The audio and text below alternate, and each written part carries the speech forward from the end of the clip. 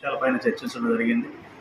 దాంతోపాటుగా గత ప్రభుత్వం ఉద్యోగుల ఉపాధ్యాయుల పట్ల చాలా నిరంకుశంగా వ్యవహరించి 117 జీవో తీసుకొచ్చి పాఠశాలను అస్తవ్యస్తం చేయడం జరిగింది.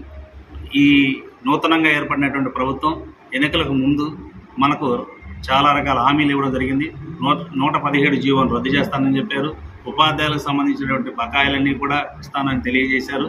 కానీ ప్రభుత్వం ఏర్పడి 2 నెలల పైన అయినా కానీ 117 జీవోను రద్దు చేయలేదు.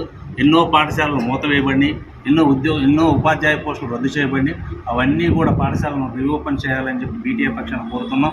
అదేవిధంగా ఎన్నో ఉపాధ్యాయ పోస్టులను కూడా మళ్ళీ క్రియేట్ చేయాలని చెప్పి కూడా మేము బీటీఏ పక్షాన కోరుతున్నాం.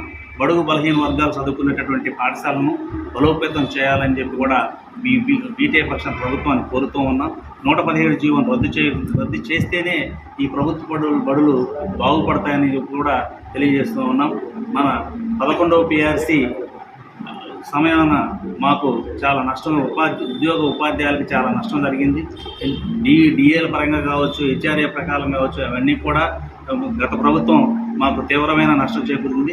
ఈ ప్రభుత్వం ఇప్పటికైనా కలగదలుచుకొని మాకు రావాల్సినటువంటి HRF మళ్ళీ పునరుద్ధరించాలని చెప్పి, అదేవిధంగా DA బకాయిలకు సంబంధించినటువంటి అన్నీ కూడా అరియర్స్ ఇవ్వాలని చెప్పి కూడా కోరుతున్నాం. 12వ PRC కమిషన్ని ఇంకా ఇవ్వలేదు. నూతన 12వ PRC కమిషన్ కూడా ఇవ్వాలని చెప్పి, అదేవిధంగా PRC కంటే ముందుగా మధ్యంతర వృత్తిని కూడా త్వరగా ప్రకటన చేయాలని చెప్పి కూడా మేము డిమాండ్ చేస్తూ ఉన్నాం. ఇవి ఉద్యోగులకు సంబంధించినటువంటి సమస్యలను కూడా ముందుగానే ప్రభుత్వం ఏర్పడిన వెంటనే ఉద్యోగ సంఘాలతో మాట్లాడతామని చెప్పి సీఎం గారు తెలియజేశారు. కానీ 2 నెలలు పూర్తయినా కానీ ఇంతవరకు ఎటువంటిది లేదు. కాబట్టి ఇప్పటికైనా ఉద్యోగ సంఘాలతో మాట్లాడి ఉద్యోగులకు సంబంధించినటువంటి ఏమైనా సమస్యలు ఉన్నాయో ఆ సమస్యలు పరిష్కరించాలని చెప్పి కూడా కోరుతున్నాం. ఈ జిల్లాలో, గుంటూరు జిల్లాలో బీటీఐని బలోపేతం చేయడానికి కార్యకర్తలని వాళ్ళని కోరుతూ ఉన్నాం. బీటీఐని బలోపేతం చేసి బడుగు బలహీన ఉపాధ్యాయులకు అండగా నిలవాలని చెప్పి కూడా కోరుతూ ఉన్నాం.